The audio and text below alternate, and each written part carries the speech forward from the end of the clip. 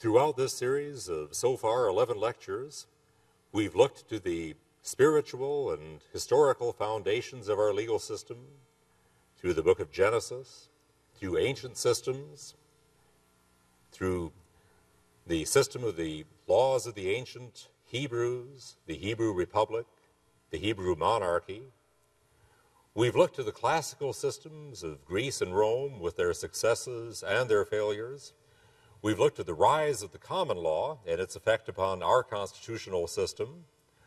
We've looked to the concept of natural law itself, the concept of federalism with states' rights, the concept of incorporation and the way the matter of individual rights has been federalized by the federal judiciary, and we've seen the concept of postmodernism and the way it has contributed to the court, because if judges can define what words mean, then judges have become our masters, much as Humpty Dumpty said to Alice there and through the looking glass. Now, for the last of this 12-part series, let's look at how we can restore the Republic and how we can make the third branch of government, the judiciary, as Alexander Hamilton called it, the least dangerous branch, once again. The framers provided for 3 branches of government with a separation of powers among those branches. They provided for checks and balances among these 3 branches. They never intended that the judiciary should be immune from the checks and balances provided by the other branches or the other levels of government. In fact, there was concern about judicial usurpation of power early in our constitutional system. Thomas Jefferson once wrote in 1820, "You seem to consider the judges as the arbiters of all constitutional questions, a very dangerous doctrine indeed, and one that would place us under a despotism of an oligarchy." Jefferson also said the next year, in 1821, "The germ of dissolution of our federal government is in the constitution of the federal judiciary. An irresponsible body for impeachment is scarcely a scarecrow, working like gravity by night and day, gaining a little today and a little tomorrow, and advancing its noiseless step like a thief over the field of jurisdiction, until all shall be usurped from the states, and the government of all consolidated into one." Abraham Lincoln, in fact, wrote, "If the policy of the government upon vital questions affecting the whole people is to be irrevocably fixed by decisions of the Supreme Court, the instant they are made in ordinary litigation between parties to personal actions, the people will have ceased to be their own rulers, having to that extent practically resigned their government into the hands of that eminent tribunal." And Theodore Roosevelt wrote, "It is the people, and not the judges, who are entitled to say what their Constitution means. For the Constitution is theirs. It belongs to them and not to their servants in office. Any other theory is incompatible with the foundation principles of our government." There are, in fact, constitutional checks upon the judiciary. One of these is in the selections of judges and justices. Federal judges and justices are chosen by the President, subject to advice and consent of a majority of the Senate. The court also relies upon Congress for its funding, and whatever mandate the court imposes, it relies upon the legislative and executive branches to carry out. Even its air conditioning system is dependent upon congressional funding in order that they could be cool or warm as the season may demand. The court relies upon the executive for the enforcement of its orders. Also, of course, Congress has certain checks. If the court has misinterpreted a statute, Congress has the authority to amend that statute.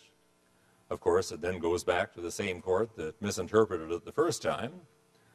Congress has the power, with the ratification of 3/4 of the states, to amend the Constitution if the court believes that, or the Congress believes the court has misinterpreted the Constitution.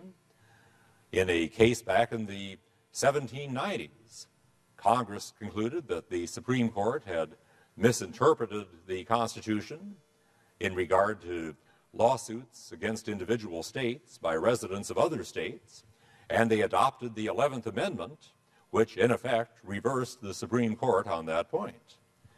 Congress has the authority to add judges to districts or circuits, or justices to the Supreme Court.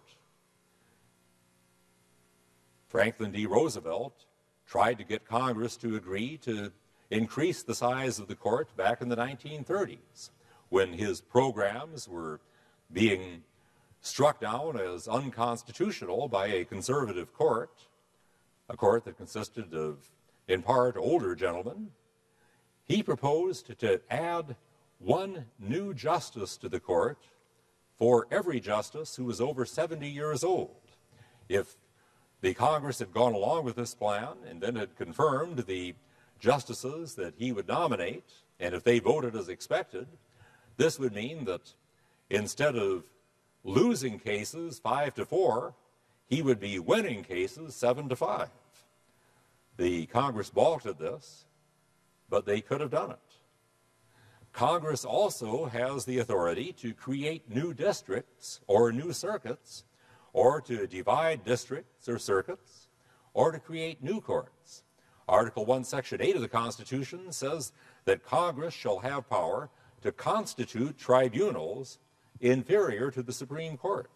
Article 3, Section 1 says the judicial power of the United States shall be vested in one Supreme Court and in such inferior courts as the Congress may from time to time ordain and establish.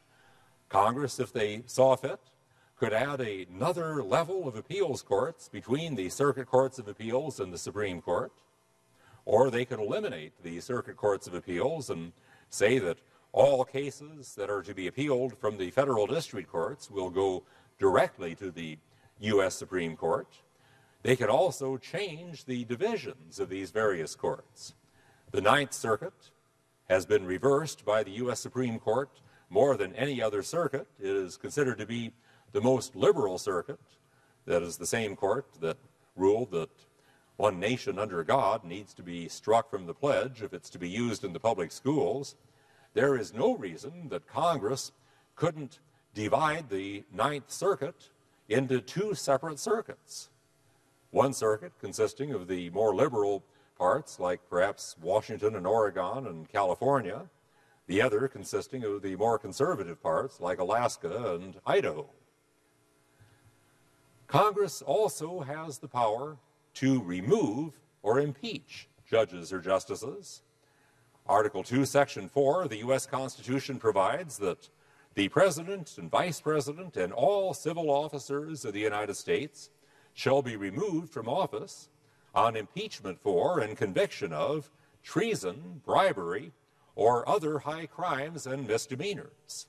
And Article 3, Section 1 says, the judges, both of the Supreme and inferior courts, shall hold their office during good behavior. It's been suggested recently that statutes could be adopted that state that an attempt by a Supreme Court justice to interpret a constitutional provision or a statute in a particular way will constitute the kind of misconduct that is grounds for impeachment. That has never been tested, but it has possibilities. The one thing I would warn in this is that the same Congress that could impeach a justice for liberal decisions today could, with some change in personnel, impeach a conservative justice tomorrow. This may not be a precedent we want to set, but it is certainly something that can legally be done, has been done occasionally, and it is appropriate to consider. Congress also has the power to limit the court's appellate jurisdiction. We read in Article 3, Section 2, Clause 2, that in all cases involving ambassadors, other public ministers and consuls, and those in which a state shall be a party, the Supreme Court shall have original jurisdiction. In all other cases before mentioned, the Supreme Court shall have appellate jurisdiction, both as to law and fact, with such exceptions and under such regulations as Congress shall make. As the court itself reluctantly recognized in Ex parte McCardle in 1869, Congress has the authority to limit the court's appellate jurisdiction. If we expect that the courts are going to interpret, let's say, statutes involving the definition of marriage improperly, Congress has the power to pass a law that provides that the jurisdiction of the Supreme Court over cases involving the definition of a family is hereby rescinded, and the Supreme Court then no longer has the authority to hear cases concerning that particular issue. That can be done with abortion. That can be done with flag burning, with many other issues.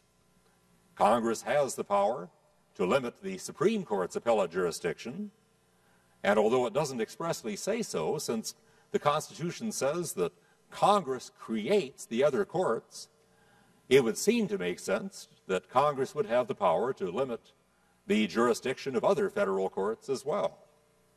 This is not interfering with the court. This is a check that the Founding Fathers placed in the Constitution, and they would not have placed that check in the Constitution had they not intended that the check be used from time to time. Then there are certain other checks that would require a constitutional amendment. Electing judges and justices by popular vote is one. I'm not sure that I would recommend that change at the federal level. I do support that idea at the state level, but it is something that could be done.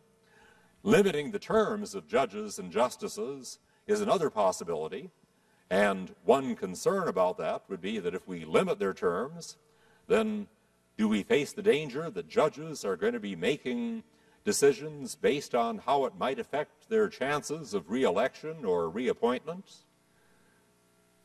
As the term starts to expire and the need for reappointment is drawing closer, my suggestion of that might be that we limit federal judges and justices to 10-year terms, with the further provision that after that, the judge is ineligible for any other federal office for 5 years thereafter. That would minimize the possibility that they would decide cases based on how it might affect their chances of re-election or reappointment. Suggestions have been made of amending the Constitution to require that we have to have the unanimous vote of the justices, or maybe a 3/4 vote of the justices, in order to declare a statute unconstitutional, or a constitutional amendment that would empower Congress by maybe a 2/3 vote of both houses to override a Supreme Court decision.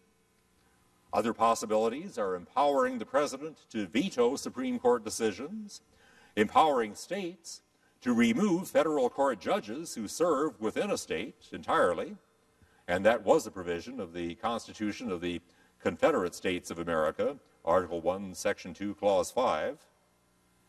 But let me draw upon another suggestion here, something that has been done historically and I think needs to be considered as an option today, and that is interposition. We've mentioned that term before in this lecture series. It's defined as the right and duty of lower government officials, when higher officials become tyrannical and oppressive, to place themselves between the people they represent and the tyrannical higher officials, and compel the higher officials to change their tyrannical policies and respect the rights of the people, or be removed from office. We see a biblical basis for interposition back there in 2 Chronicles chapter 10, when the elders and judges of Israel, the congregation of Israel, in other words, come before King Rehoboam and request tax relief. And when Rehoboam refuses to grant it, and in fact announces that he's going to make the taxes heavier than ever, the judges and elders, the congregation of Israel, say, "What have we to do with the house of David? To your tents, O Israel, and the 10 northern tribes withdraw," secede, and from that point on, they are called Israel, and the 2 remaining tribes in the south, Benjamin and Judah, are called Judea thereafter. Now, this is done. Whether or not it is approved of God, we have to consider the fact that while both kingdoms degenerate, the northern kingdom degenerates faster than the others. But also, though, when King Rehoboam gathers an army and goes north to subdue the 10 northern tribes, we are told in Scripture that a prophet of God came to meet King Rehoboam and told him, "Do not go against the northern kingdom, because this that they have done is of God." In some way, God was behind their act of interposition. When we look to a theological basis, we might look first to Thomas Aquinas, writing in the 1200s in his book On Kingship, Book 1, and I'll just quote a few small portions. He says, "First, it is necessary that the man who is raised up to be king by those whom it concerns should be of such condition that it is improbable that he should become a tyrant." In other words, he should have the character and disposition to be unlikely to become tyrannical.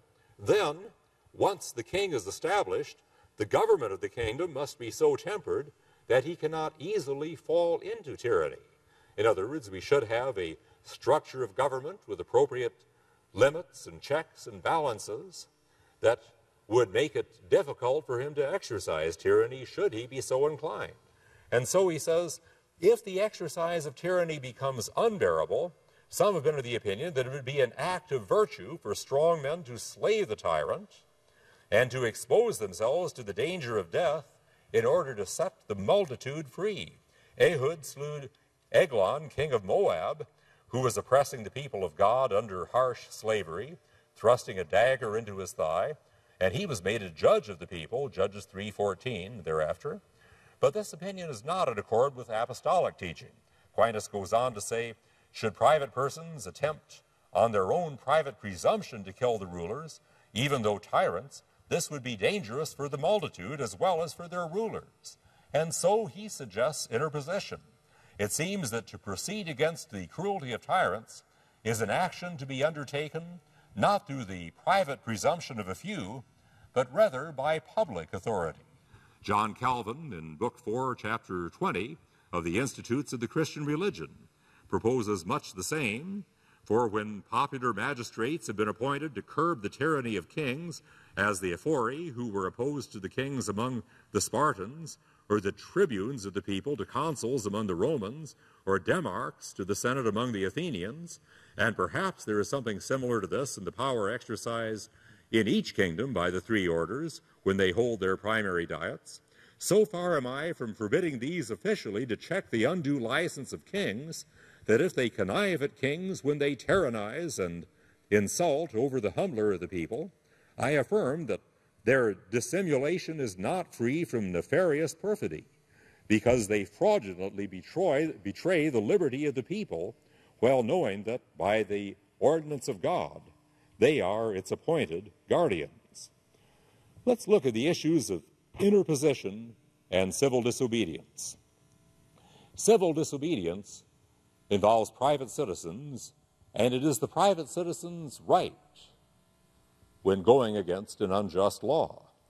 Interposition is the public official, and it is the public official's duty, because he represents the people who have put him in office, and when their rights are being abused, he has a duty to stand on their behalf. Some have suggested in regard to Chief Justice Roy Moore that he should have resigned his office rather than refuse to obey a federal order to remove the 10 Commandments. I would say that as an elected public official, he would betray his duty to his people had he resigned his office. As a lesser magistrate, the Chief Justice of the Alabama Supreme Court he had a duty to interpose himself against the federal magistrate when the federal magistrate was denying the people of Alabama their constitutional right to have the Ten Commandments in their judicial building. The classical Christian view is that interposition and civil disobedience are justified when they are required by the higher law of God. But a more modern view, pursuant to Ralph Waldo Emerson and Henry David Thoreau, since they have a more subjective view of God, is that civil disobedience is justified when dictated by one's personal conscience.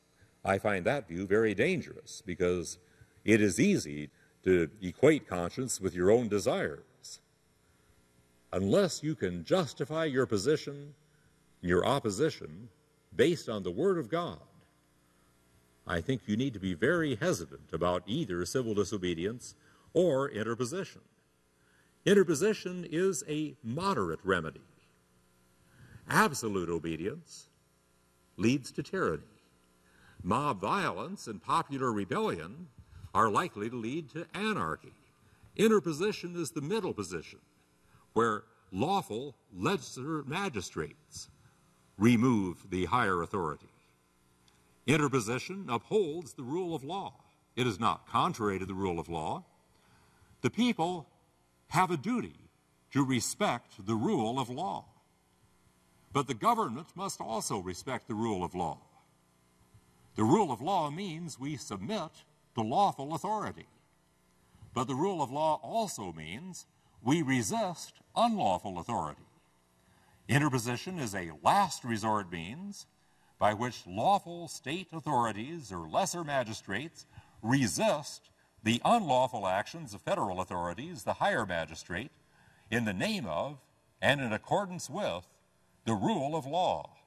A clear example of interposition is the Magna Carta, and we've already spoken about the actions of Archbishop Stephen Langdon interposing himself and the barons and the bishops against the tyranny of King John and forcing him to sign the Magna Carta or be removed from office. Another great example is the Scottish Declaration of Arbroath, there at Arbroath Abbey in 1320 A.D.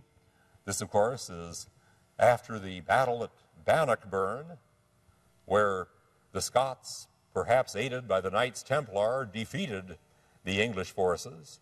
And then in the Scottish Declaration of Independence at Arbroath Abbey, they declared to the Pope and to all the rulers, church and state throughout Europe, that we Scots are a free people, that we had come here through the Pillars of Hercules and from Scythia, that we dwelt in Iberia, that is Spain, briefly, and then we came to Scotland, all of which is to establish they were never in England, they were never part of England.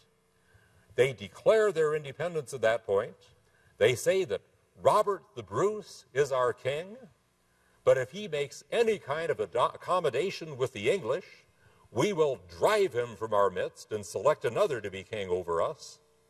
For, and they close with these words, so long as but 100 of us remain alive, never will we under any conditions be brought under English rule. It is in truth not for glory, nor riches, nor honors that we are fighting, but for freedom, for that alone which no honest man gives up, but with life itself. We see the same interposition practiced by the Puritan Parliament in England in the 1600s against the Stuart kings.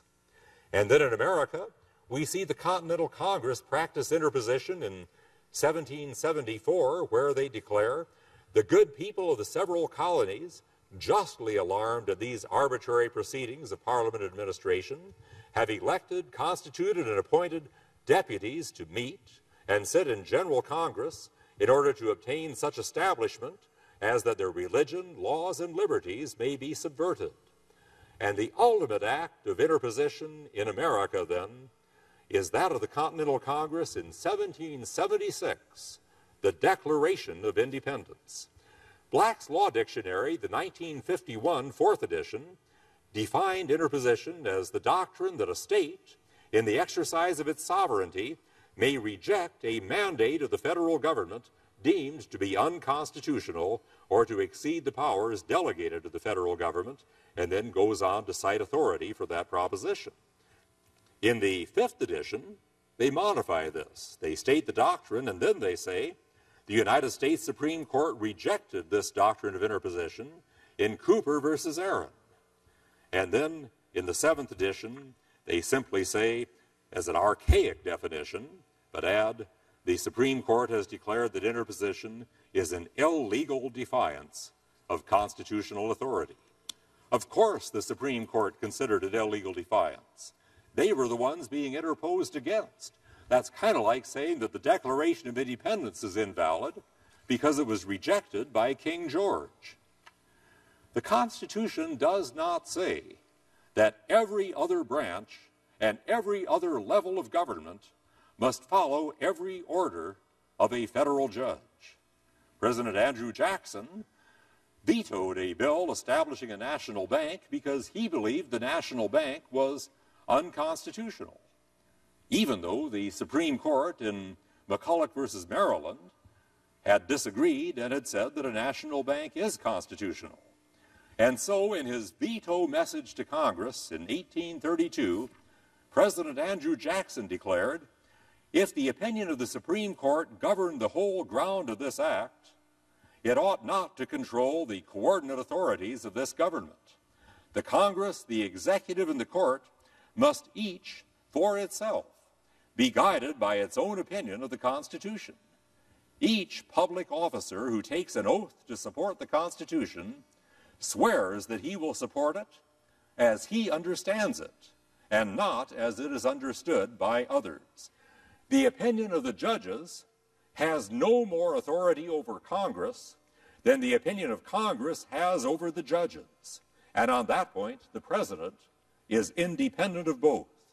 The authority of the Supreme Court must not, therefore, be permitted to control the Congress or the executive when acting in their legislative capacities, but to have only such influence as the force of their reasoning may deserve. Interposition is a last resort, but it is an option. Every government official should realize that if he pushes the people too hard and too far, they will dig in and resist. And there is no reason that unelected federal judges should be the only exception to this principle.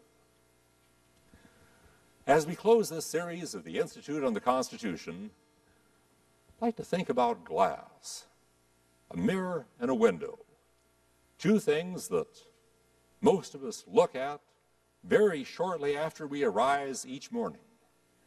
When we look into the mirror, we see who we are and where we have been. When we look through a window, we see where we are going. In this series, we have provided the mirror. We see where we have been, and we see who we are. It is now time for you to answer the question, where are we going?